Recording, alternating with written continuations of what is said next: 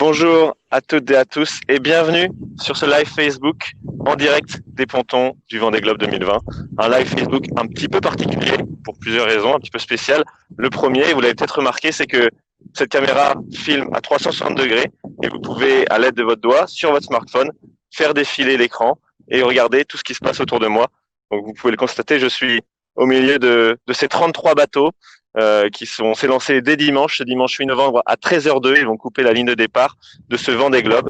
Alors vous pouvez admirer le bateau de Jean Le Cam de ce côté-là. J'ai celui de de Romain Athanasio derrière moi, Pure Best Western. Je vous laisse vous balader. Vous êtes chez vous. Moi, je suis là pour porter la caméra et me déplacer sur ce ponton. Doucement, mais sûrement, on va aller se rapprocher des bateaux qui sont au bout du ponton. Alors, vous avez l'opportunité de me poser des questions sur la partie commentaire de la vidéo. N'hésitez pas à écrire ce qui vous passe par la tête. Et j'ai Maëlys, mon envoyé spécial, qui est ici et qui pourra m'interrompre, où je lui demanderai si vous avez des questions qui ont été posées et je ferai au mieux pour y répondre. Alors, si vous êtes ici et que vous savez pas trop ce que vous faites là, vous savez pas ce qu'est le Vendée Globe, ce que sont ces bateaux autour de moi, vous inquiétez pas, on va faire ça ensemble. Je vais vous expliquer ce qui se passe ici. Alors, le Vendée Globe, c'est quoi? Le Vendée Globe, c'est une course en solitaire, sans escale et sans assistance, autour du monde, simplement. Alors sur le papier, ça paraît un petit peu fou, hein, mais nos 33 marins qui vont s'élancer dimanche sont ultra préparés et leurs bateaux sont eux aussi faits pour affronter les mers les plus difficiles, les mers du Sud particulièrement, qui sont assez légendaires et font frémir tous les marins. Les bateaux, on appelle ça des IMOCA, I-M-O-C-A, c'est le nom de la classe. Et la classe IMOCA est une classe assez particulière parce que elle a des règles. Les bateaux doivent respecter une certaine longueur, une certaine hauteur, une largeur. Un IMOCA, c'est 18 mètres 28, 5 mètres 80 de large, 29 mètres de haut.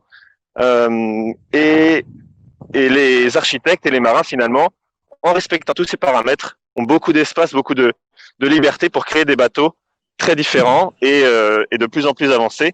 Pour vous donner une idée, le bateau le plus vieux de la flotte a été construit en 1998 et le plus récent a été mis à l'eau en mai 2020. Donc ça vous donne un petit peu le delta d'évolution entre les bateaux.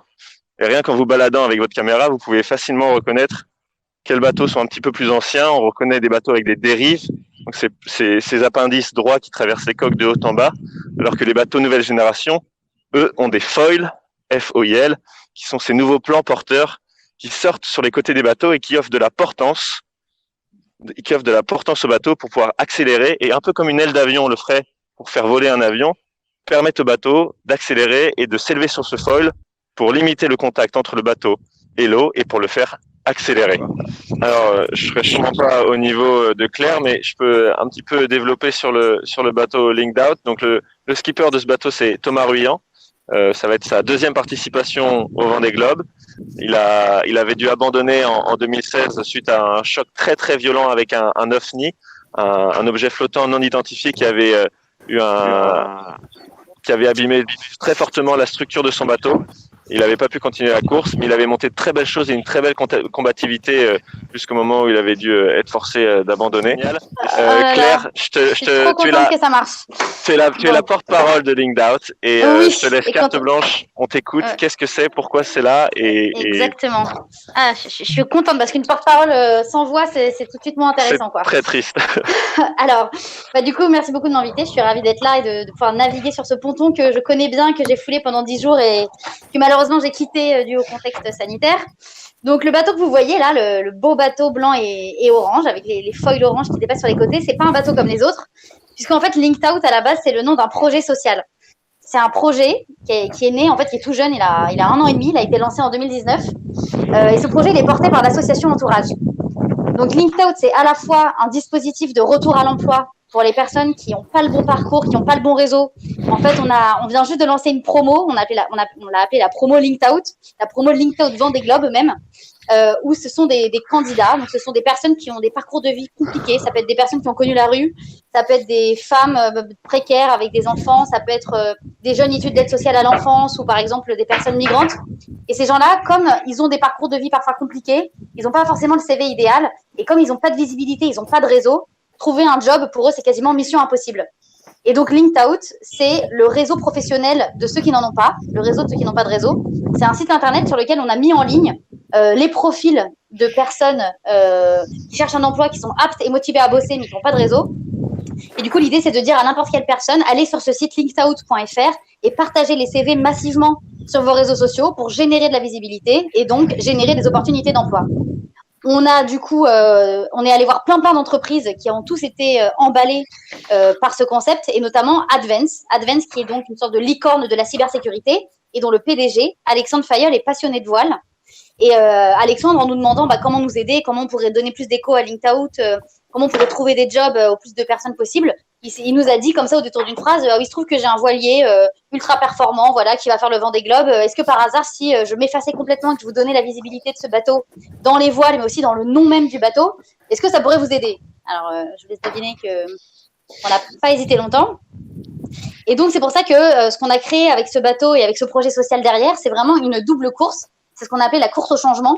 C'est l'idée de dire que notre skipper Thomas Ruyant, qui en plus part pour être un des bons favoris, quoi, qui a vraiment ses chances de gagner, qui a les chances d'être sur le podium. Thomas, lui, il va se battre en mer contre vents et marées pour faire les meilleures performances possibles. Et il sait que plus il ira loin, plus voilà, ses exploits seront impressionnants, plus on va parler du projet, parce qu'on sait aussi que dans le Vendée Globe, on parle de ceux qui sont en tête. Et c'est une course aussi sur la terre ferme, une course à l'emploi pour ces 80 candidats Linked Out là, de la promo Vendée Globe qui vont essayer de retrouver un job d'ici la fin de l'année. Et le pari, c'est un peu de se dire, il y a 80 jours en mer, il y a 80 candidats, on va essayer de trouver un job par jour à ces candidats. C'est ça, c'est tout ça Linked Out. Ouais, on espère que Thomas le fera en moins de 80 jours parce que ça le rapprocherait des places d'honneur. 70, ce serait génial. Et donc on trouvera les emplois en moins de 80 jours. C'est ça, oui. C'est comme Jules Verne, mais ouais, pour l'emploi. Et j'imagine qu'avoir Claire, donc... Vas-y, Eric. Oui, pardon Hugo, j'avais une petite question pour Claire. Tu nous as parlé effectivement de ce beau projet et malheureusement la Covid fait qu'il y avait toute une organisation qui était prévue pour justement que ce soit une fête pour ces personnes qui sont dans la difficulté. Est-ce que tu peux nous en parler? Et là l'objectif, c'est justement d'être là aujourd'hui pour que on puisse quand même leur offrir cette petite visite virtuelle. Voilà. Bien sûr. Mais alors effectivement, nous l'idée c'est de se dire que ce projet il est vraiment social. C'est pas juste un coup de pinceau qu'on a mis sur les voiles. C'est-à-dire que tout Linked Out là depuis le début du projet, donc il y a 9 mois, c'est un projet aussi qu'on a monté en un temps record. Normalement les équipes, les écuries, elles ont plutôt 4 ans pour se préparer entre deux Vendée Globe. Nous on a fait ça dans un contexte Covid en 9 mois, donc c'était aussi assez challenging. Et donc l'idée c'était de se dire c'est pas que du blabla quoi, c'est pas que de la com. On veut vraiment que cette course elle soit aussi vécue pour les personnes en précarité qu'on défend et dont on porte les couleurs. Et donc, Thomas a passé énormément de temps à rencontrer des candidats Linked Out. On a emmené des candidats à Lorient visiter le bateau, là où il est garé en temps normal, entre guillemets. Et puis, on en a aussi amené au Sable d'Olonne, là, pour le départ du village, quand les visites étaient encore autorisées. Et pour le grand départ ce week-end, on avait prévu de faire descendre 150 personnes SDF et candidats Linked Out des 4 coins de la France. On avait affrété des cars, on avait réservé un camping, on avait déjà prévu tous les sandwichs et tout. Donc on a un peu la gorge nouée là de devoir arrêter tout ça. Et donc il faut qu'on arrive à faire vivre quand même ce départ d'une façon ou d'une autre à notre communauté. Donc on a organisé un grand live Facebook qui sera moins avancé que vous techniquement en termes de 360, mais qui aura le mérite d'exister et qu'on puisse au moins passer un peu de temps ensemble pour se dire qu'on aurait dû y être, mais qu'on envoie quand même toutes nos bonnes ondes à Thomas, qui devient de fait le porte-parole, quoi. C'est lui qui va porter ce message autour du monde. C'est quand même une sacrée responsabilité pour notre skipper. C'est génial et on est hyper content de pouvoir mettre un petit coup de projecteur sur ce beau bateau et sur ce projet social. Et en plus de ça, c'est quand même génial quand la beauté du projet match avec le profil d'un skipper et on sait que Thomas c'est un vrai battant, il a monté des très belles choses il y a 4 ans et là il revient avec exactement. Il y a 4 ans c'est déjà une cause, oui c'est ça le souffle du Nord. Il y a 4 ans Thomas il était déjà engagé et donc surtout nous la chance qu'on a c'est que là vous voyez le logo Swiss Life sur la coque à gauche, c'est un nouveau sponsor qu'on a signé il y a une semaine, donc bon, là c'est in extremis, on vient d'avoir un autre partenaire majeur qui nous rejoint et dans ce contexte de crise Covid où vraiment nous on a peur aussi pour nos candidats parce qu'il y a le risque d'avoir une société encore plus à 2 vitesses où on exclut encore plus les exclus. Et le fait d'avoir réussi à trouver un partenaire qui croit en nous et qui s'est engagé d'ailleurs à embaucher des candidats Linked Out, donc avec ce live, c'est une vraie bonne nouvelle pour nous. Comme quoi, les temps sont durs, mais on arrive toujours à trouver des belles histoires à raconter et Linked Out en est la preuve. Et c'est génial que tu aies pu finalement parler dans ce live. Excusez-moi de pouvoir galérer au début. Aucun souci. Ok, alors merci beaucoup de nous avoir accordé un peu de ton temps. On va s'écarter du bateau et j'invite tous les gens à aller voir où est-ce qu'on peut suivre Linked Out. J'imagine que le profil de Thomas sur Instagram est toutes les pages Linked Out, on a créé tous les réseaux sociaux Linked Out. Super, bon c'est facile. Et sur LinkedIn même, on est. On a gentil clin d'œil. Génial, merci Claire. Merci Hugo, merci à tous. À la prochaine. Alors je récupère la perche et je me redéplace vers le début du ponton. Merci beaucoup Claire. Merci à vous, je suis trop contente d'avoir pu parler. Est-ce que Maëlys, tu as des questions sur le live par rapport à Linked Out et Claire pourrait peut-être y répondre tant qu'elle est encore avec nous? Non, pas de questions en direct, que des encouragements et des félicitations. Bravo Claire. On prend quand même, c'est génial, on est trop contents. Merci. Super, que des bonnes ondes sur ce live à 360 degrés. Alors tu disais Sébastien que tu sais un petit peu ce qui se fait sur le circuit, tu regardes un petit peu les bateaux et comment ils évoluent. Si là on disait que tu avais le choix, que le ponton c'est un marché, que tu dois choisir un bateau pour ton prochain projet, vers lequel tu te diriges? Eh ben, je pense que je me dirigerai vers le bateau auprès duquel tu t'es arrêté tout à l'heure, Linked Out, parce que il a démontré de très belles capacités de vitesse. J'aime bien aussi le concept de cockpit pas complètement fermé, parce que dans les phases de vent faible, on a souvent besoin de ressentir les variations du vent, de regarder les nuages, voilà, on cherche les risées sur l'eau, on cherche les zones où il y a moins d'air. Et j'ai du mal à me projeter, par exemple, à bord d'un Hugo Boss en me disant comment Alex Thomson fait dans le passage d'une dorsale, par exemple, pour lire ses risées, ou dans un poteau noir quand il faut, à quelques centaines de mètres près, partir devant le grain ou être coincé dessous. Voilà, je trouve que le plan de pont de Linked Out, en tant que marin, me satisferait plus. Et puis, je pense que c'est un bateau qui est très, très performant également. Alors, pour donner un petit peu d'indication aux gens qui nous écoutent et qui connaissent peut-être pas forcément Hugo Boss, et pour aussi expliquer un petit peu ce qui se passe au niveau des cockpits et comment ils ont évolué depuis 4 ans, on sait que les bateaux sont plus rapides, donc ils tapent plus fort dans la mer, il y a plus d'eau qui vient sur le pont. Et on a vu une tendance qui s'est quand même créée au fur et à mesure des années, c'est que les cockpits sont de plus en plus protégés, sont plus étendus vers l'arrière du bateau, et ce qui offre une zone de manœuvre finalement quasiment fermée pour certains des bateaux. Et il y en a un qui a poussé un peu cette idée de cockpit fermé à l'extrême, et c'est Alex Thomson sur Hugo Boss, avec une zone de manœuvre complètement. Donc là, si vous tournez la caméra vers ma gauche, vous pouvez voir l'arrière de ce bateau noir et rose. Et il y a une toute petite entrée en dessous la baume, au niveau où il y a le palan de grand voile, et c'est l'unique accès finalement pour entrer dans son bateau. Et ce qu'il a développé avec son équipe, c'est des caméras qui filment les voiles, qui filment ce qui l'entoure, et qui lui permettent de rester au sec. Alors j'imagine que c'est quand même en termes de confort quelque chose qui est assez agréable de ne jamais être mouillé, de se sentir protégé, mais je suis d'accord avec toi Sébastien, finalement la voile c'est pas être enfermé dans une boîte, c'est aussi ressentir les choses et pouvoir barrer et tenir la barre en voyant ce qui se passe, et on verra dans quelques semaines, quelques mois qui a eu raison de tenter ces défis architecturaux. Et justement, en parlant de ça, en parlant du cockpit, il y a Pierre, un membre de l'équipage de Romain, qui est là et qui peut nous montrer l'intérieur du cockpit. Parce que les images parlent mieux que les mots, je vais me déplacer et on va donner Alors, on va juste donner un micro. Alors, attends, que je fasse pas de bêtises. Est-ce que tu peux juste demander à l'équipe technique de passer un micro à Pierre? C'est bon. Comme ça, vous pouvez voir tout le dispositif technique. Ok, donc il tient juste cette émission. Je vais te laisser monter à bord du bateau. Et on va pouvoir poser des questions depuis l'intérieur du bateau. Hop là. Maëlys, est-ce qu'on a des questions sur Facebook?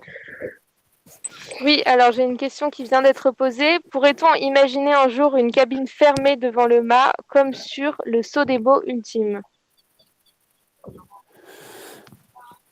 Alors, je crois que. Alors, Sébastien, on va te laisser répondre. Juste, j'étais en train d'expliquer ce qui se passe parce que, effectivement, Pierre tient la perche, mais il est absolument interdit pour nous de monter sur le bateau. Donc, Hugo ne peut absolument pas monter sur le bateau. Le bateau a été, entre guillemets, désinfecté et prêt pour la navigation. On a la chance quand même, malgré tout, grâce à Pierre, d'être présent. Et je remercie au passage Sébastien qui a tout prévu pour qu'on puisse venir sur le bateau.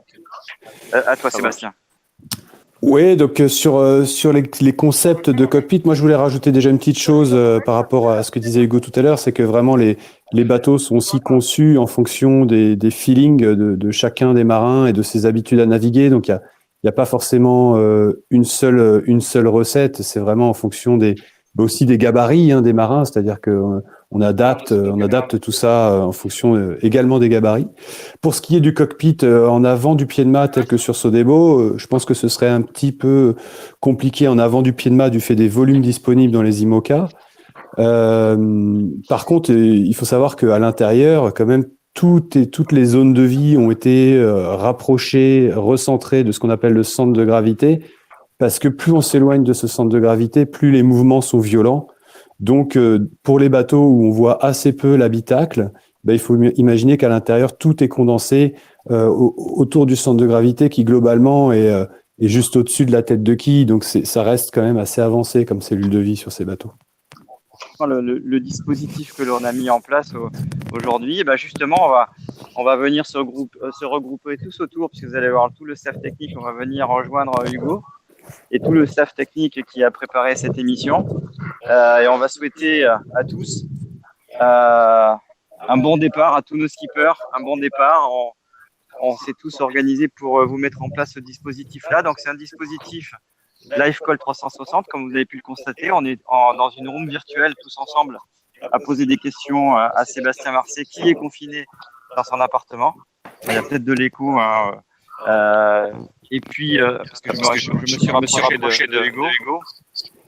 Alors, je me recule un petit peu.